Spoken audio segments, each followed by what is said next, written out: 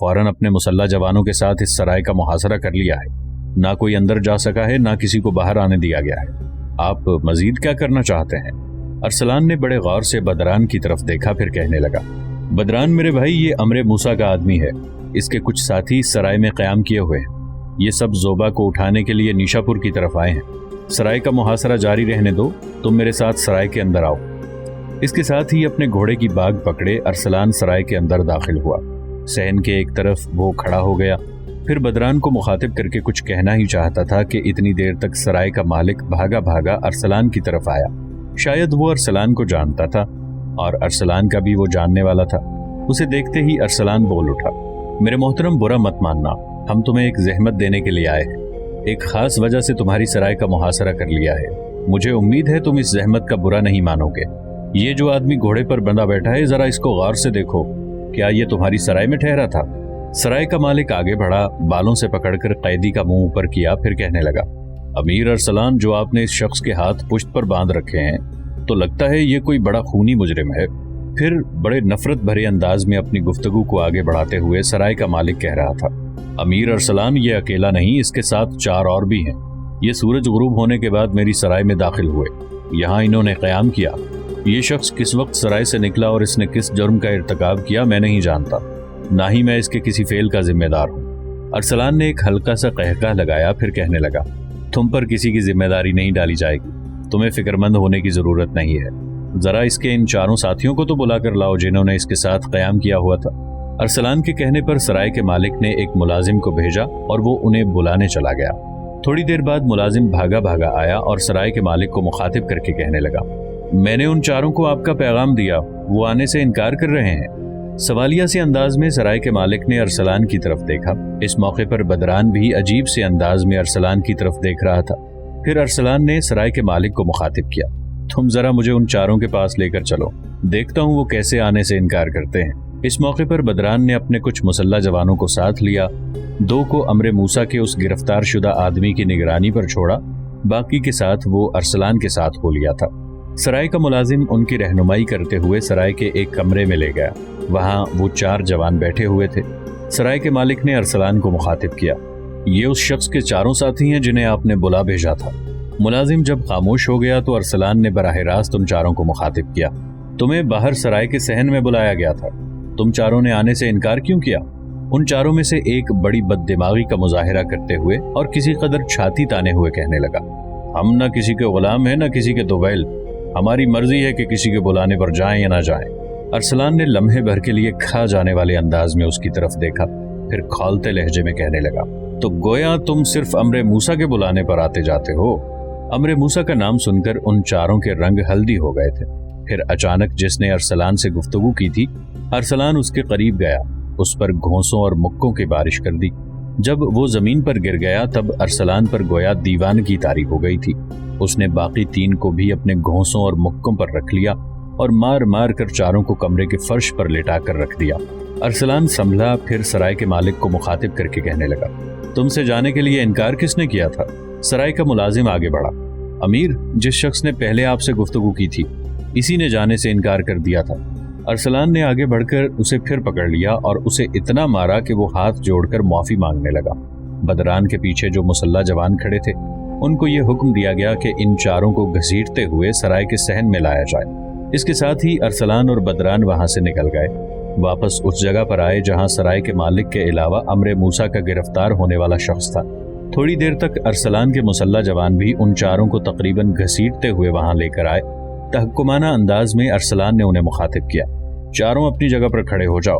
फिर अरसलान ने आगे बढ़कर अमरे मूसा का वो 5वां साथी जो अभी तक घोड़े पर बैठा हुआ था, उसके पुश्त पर बंधे हुए हाथ खोल दिए, फिर उसको धक्का देकर घोड़े से नीचे गिरा दिया और कहने लगा, अब तुम भी अपने इन 4 साथियों के साथ खड़े हो जाओ, फिर देखो तुम 5 का क्या तमाशा लगता है। अरसलान कुछ रुका, फिर उन 4 को मुखातिब करके कहने लगा, जिन्हें उसने सराय के अंदर से गिरफ्तार किया था, अब तुम लोग शायद मुझसे ये सवाल करो कि तुम्हें इस हालत में यहाँ क्यों लाया गया है, तुम पर हाथ क्यों उठाया गया और तुम पर यह सख्ती क्यों की जा रही है। मेरे ख्याल में अपने 5वें साथी को देखकर तुम अपने सारे सवालों का जवाब जान चुके होगे। तुम्हारा ये साथी जो हमारे हाथों गिरफ्तार हुआ है, इसकी गिरफ्तारी जानने के बाद तुम ये भी जान चुके होगे कि तुम्हें क्यों यहाँ लाया गया है और तुम पर सख्ती क्यों की गई है। امر موسیٰ کے بدترین ساتھیوں، تمہارا یہ گرفتار ہونے والا ساتھی پوری تفصیل ہمارے سامنے اگل چکا ہے۔ دیکھو، اس سے پہلے تمہارا یہ 5واں ساتھی بھی اکڑا تھا اور کچھ بتانے سے انکار کر رہا تھا، لیکن میرے پاس تم جیسے لوگوں سے راز اگلوانے کے بہت طریقے ہیں۔ میں تم سے ایک سوال کرتا ہوں، جھوٹ مت بولنا، نہ ہی مجھے بہلانے کی کوشش کرنا۔ اگر نہیں بولو گے، جواب نہیں دو گے، سچ نہیں بولو گے تو یاد رکھنا میں اپنا سختی کا پہلا کلیہ تم پر استعمال کروں گا۔ کلیے کی تفصیل میں تمہیں بتا دوں، جو سوال میں کروں گا اگر تم نے اس کا جواب دینے سے انکار کر دیا، یا اس کا جو جواب تم نے دیا میرے حرکت میں آنے کے بعد وہ تمہارا جواب غلط ثابت ہوا، تو پھر میں ایسا کروں گا کہ اپنے کچھ ساتھیوں کو حکم دوں گا کہ وہ تم پانچوں کی دونوں رانوں پر گہرے زخم لگائیں۔ ان زخموں کے اندر خوب نمک اور تیز مرچیں بھر دے جائیں۔ پھر چند خونخوار کتوں کا انتخاب کیا جائے گا اور وہ کتے تم پر چھوڑے جائیں گے تاکہ وہ تمہارے جسم کو بھنبوڑنے کی ابتدا کریں تو تمہاری رانوں کی اس جگہ سے کریں جہاں ہم زخم لگائیں گے۔ دیکھو، یہ بڑی بھیانک اور عبرت خیز موت ہوگی۔ اگر اس سے بچنا چاہتے ہو تو بتاؤ۔ اس وقت امر موسیٰ کا قیام کہاں ہے؟ وہ سب عجیب سے انداز میں ایک دوسرے کی طرف دیکھنے لگے تھے۔ اس موقع پر ارسلان نے پھر انہیں مخاطب کیا، یاد رکھنا تمہارے امر موسیٰ کا دامن امن، خوشحالی اور آزادی سے بالکل خالی ہے۔ وہ ایک متعصب، جنونی، غیر سنجیدہ اور اوہام پرست انسان ہے۔ یاس و نا امیدی پھیلانا اور امن کے دروازوں، آزادی کی دہلیز پر مایوسی کی بھیانک سیاہی پھیلانا اس کا پیشہ ہے، لیکن اب ہم اس کی درندگی کے خلاف سینہ سپر ہونے کا عزم کر چکے ہیں۔ یاد رکھنا ہم مسلمان امن اور خوشحالی کے پیغمبر ہیں اور ہمارا اتحاد ہمارا عزم ہے۔ اب وہ وقت دور نہیں جب امر موسیٰ جیسے فاسق اور فاجر جنہیں اپنے گناہوں پر اصرار ہوتا ہے، ہم ان کی طبیعت کے توازن میں اعتدال بھر کے رکھ دیں گے، ان کے جسم سے عقل کی حیوانیت نکال کے رکھ دیں گے۔ یاد رکھنا تمہارا امر موسیٰ صرف بخت و اتفاقات کے ہاتھوں کھیل رہا ہے۔ ہمارا برے سے برا مسلمان بھی اس کا نام سن کر شجاعت کا جوہر آبدار بن کر اسے اپنے لمبے برچے کی نوک پر رکھنا پسند کرے گا۔ امر موسیٰ ان دنوں اپنے جن آقاؤں کی اندھی عقیدت میں مسلمانوں کے خلاف برسر پیکار ہے۔ یاد رکھنا اس کے وہ آقا بھی اب جزا اور سزا کے دور سے گزریں گے، اور امر موسیٰ کے ساتھ ساتھ ہم اس کے آقاؤں کو بھی ان کے لیے موت کی آخری قسط پیش کریں گے۔ لمحے بھر کے لیے ارسلان رکا، پھر دوبارہ ان سے دھمکی آمیز لہجے میں مخاطب تھا، میں زیادہ دیر اب تمہارے جواب کا انتظار نہیں کروں گا۔ اگر بتاتے ہو تو ٹھیک ہے، ورنہ میں نے تمہارے لیے جو سزا تجویز کی ہے اس کی میں نے اپنے ساتھیوں کے ذریعے ابتدا کرنے لگا ہوں۔ اس پر وہ چونک پڑے اور ان میں سے ایک ارسلان کو مخاطب کر کے کہنے لگا، مسلمانوں کے امیر، آپ اپنی سزا کی ابتدا نہ کرائیں۔ امر موسیٰ ان دنوں طوس اور جرجان کے درمیانی کوہستانی سلسلے کے قریب طوس سے جرجان جانے والی شاہراہ کے کنارے ایک سرائے میں قیام کیے ہوئے ہے۔ اسی نے ہمیں ادھر بھیجا ہے اور اس سرائے میں قیام کر کے وہ نیشا پور میں ہماری کارگزاری کا منتظر ہے۔ اس کے جواب سے ارسلان خوش ہو گیا تھا، اپنا منہ بدران کے کان کے قریب لے گیا اور اسے مخاطب کر کے کہنے لگا، اپنے ساتھیوں سے کہو کہ انہیں سرائے سے باہر لے جا کر ان کا خاتمہ کر دیں۔ بدران کے چہرے پر مسکراہٹ نمودار ہوئی۔ کچھ مسلح جوانوں کو اس نے رازدارانہ حکم دیا جو ان سب کو پکڑ کر باہر لے گئے اور ان کا خاتمہ کر دیا گیا۔ اس کے بعد بدران کو مخاطب کرتے ہوئے ارسلان نے کہنا شروع کیا، بدران میرے بھائی، کسی سے ذکر مت کرنا، میں آج رات ہی لشکر کے ایک حصے کے ساتھ طوس سے جرجان جانے والی شاہراہ کے کنارے اس سرائے کا رخ کروں گا جہاں امر موسیٰ نے قیام کر رکھا ہے۔ یقیناً اس کے ساتھ یا اس کے ارد گرد اس کے کافی جوان بھی ہوں گے۔ میں چاہتا ہوں وہیں اس سے نمٹا جائے اور اس طرح عالم اسلام میں جو تعصب اور بے یقینی کا زہر پھیل رہا ہے اسے ختم کیا جا سکے گا۔ بدران مسکرایا اور کہنے لگا، ارسلان میرے بھائی، نیشا پور میں برسق رہ لے گا۔ جو دستے لے کر تم نیشا پور سے طوس کا رخ کرو گے ان میں تمہارے ساتھ میں بھی ہوں گا، میں تمہیں اکیلے نہیں جانے دوں گا۔ اس پر ارسلان نے اتفاق کیا، پھر دونوں اپنے مسلح جوانوں کے ساتھ شہر کی طرف جا رہے تھے۔ سلطان ملک شاہ سلجوقی اپنے لشکر کے ساتھ اصفہان پہنچا۔ اس نے خواجہ نظام الملک کے داماد ابو منصور اور اس کے باپ فخر الدولہ سے بہترین سلوک کیا۔ اصفہان میں ان کی رہائش کا عمدہ اہتمام کیا۔ پھر چند دن بعد ان سے صلاح مشورہ کرنے کے بعد فخر الدین کو ایک خاصا بڑا لشکر دیا اور سلطان نے اسے حکم دیا کہ وہ دیار بکر پر اس لشکر کے ساتھ حملہ آور ہو۔ ساتھ ہی سلطان نے فخر الدولہ کو یہ رعایت دی کہ دیار بکر کو فتح کرنے کے بعد فخر الدولہ ہی وہاں کا حاکم ہوگا۔ دیار بکر پر اس وقت حلب کے والی مسلم بن قریش کا بھائی حکمران تھا جو ایک سازشی انسان تھا۔ دیار بکر کے حکمران مروان کو جب خبر ہوئی کہ سلطان کی طرف سے فخر الدولہ اس پر حملہ آور ہونے کے لیے لشکر لے کر بڑی برق رفتاری سے اس کی طرف بڑھ رہا ہے، تو اس نے اپنی مدد کے لیے اپنے امزاد اور حلب کے حکمران مسلم بن قریش سے مدد طلب کی۔ اس مدد کے بدلے اسے بہت سی مراد دینے کا بھی عہد کیا۔ فخر الدولہ نے آگے بڑھ کر دیار بکر پر حملے شروع کیے، لیکن اس کو خاطر خواہ کامیابی حاصل نہ ہوئی۔ یہ خبریں اصفہان میں سلطان کے پاس بھی پہنچ گئی تھی، لہٰذا سلطان اپنے ایک سالار امیر ارتق کو ایک اور لشکر دے کر فخر الدولہ کی مدد کے لیے روانہ کرتا ہے۔ سلطان کی طرف سے ارتق کے آنے کے باعث فخر الدولہ کی طاقت میں خاطر خواہ اضافہ ہوا تھا۔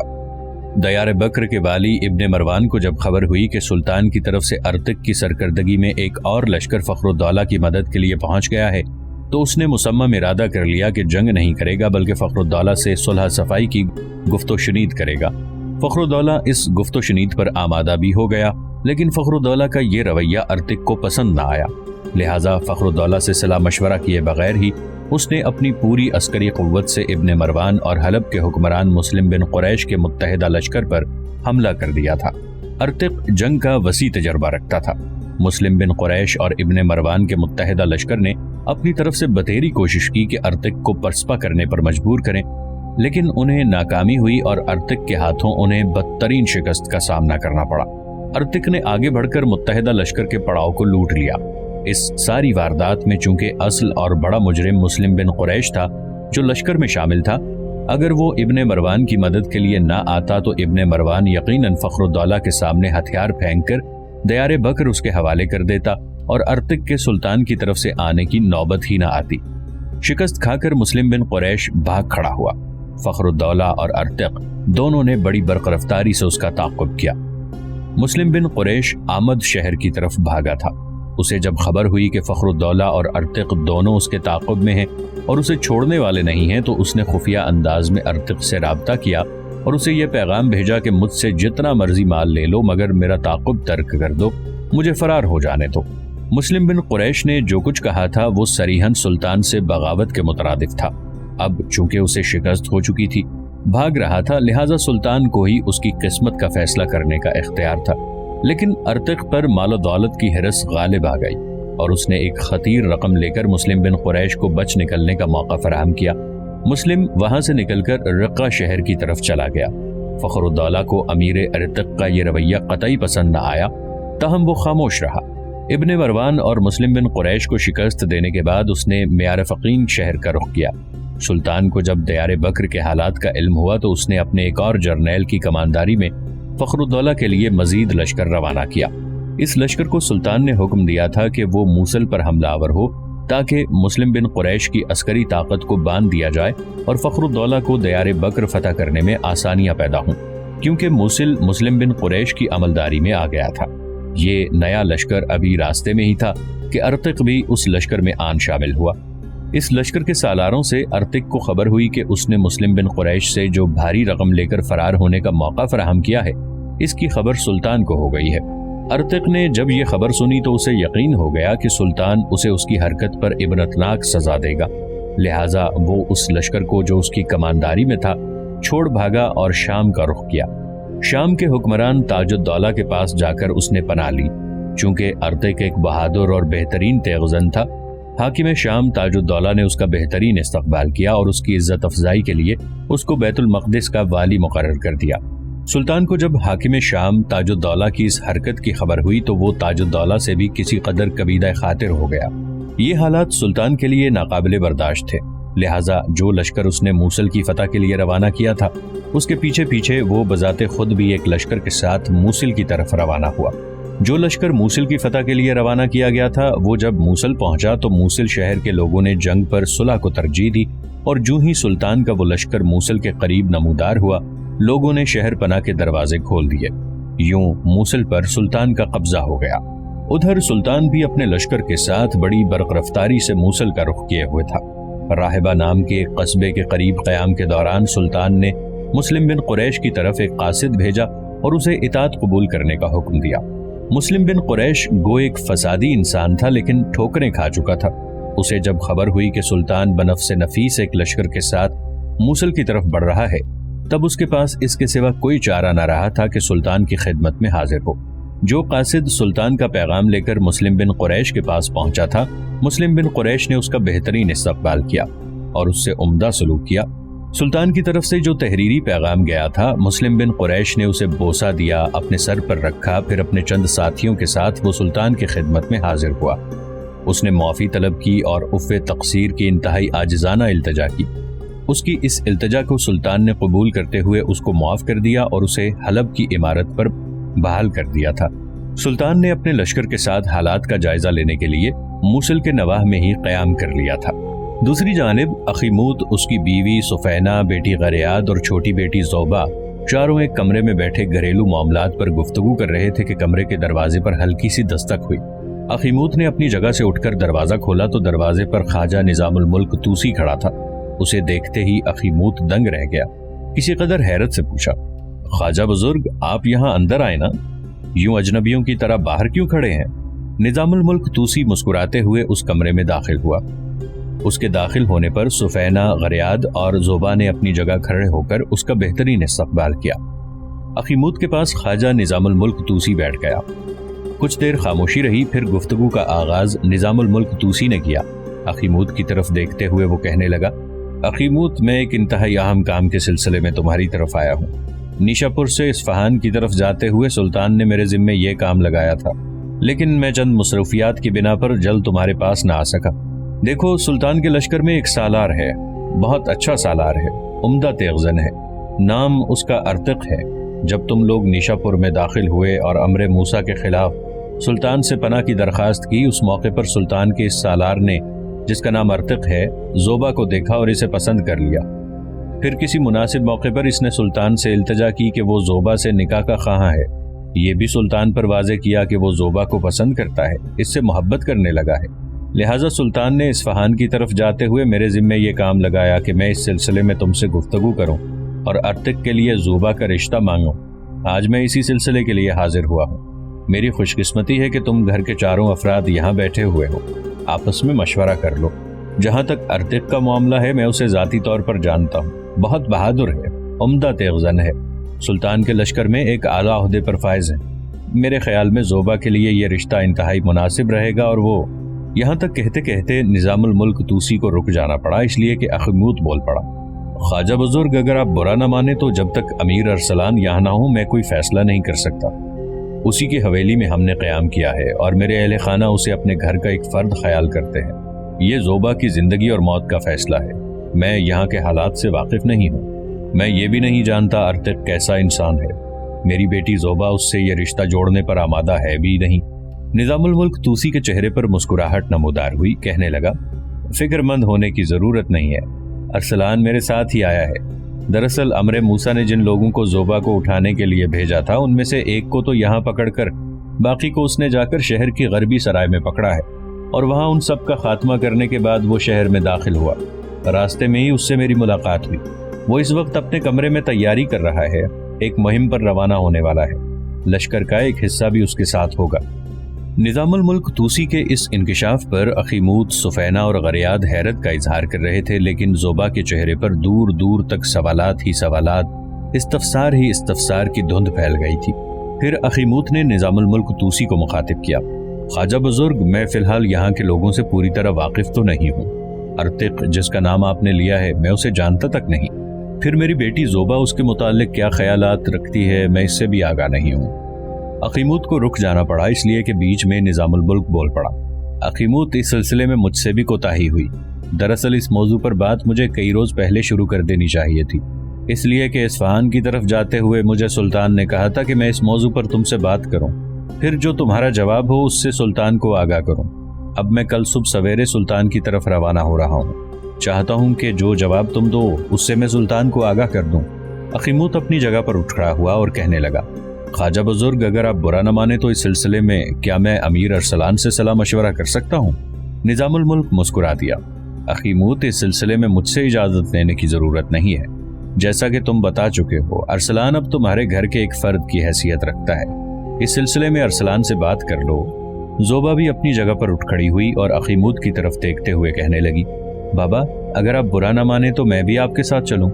अखीमूत के बोलने से पहले ही निजामुल मुल्क तूसी बोल पड़ा, अखीमूत, ज़ोबा के अलावा गरियाद और अपनी बीवी सुफैना को भी अपने साथ ले जाओ। चारों मिलकर इस सिलसिले में अरसलान से बात करो। सब मिलकर तुम फैसला करो, इससे मुझे यहाँ आकर आगाह कर देना।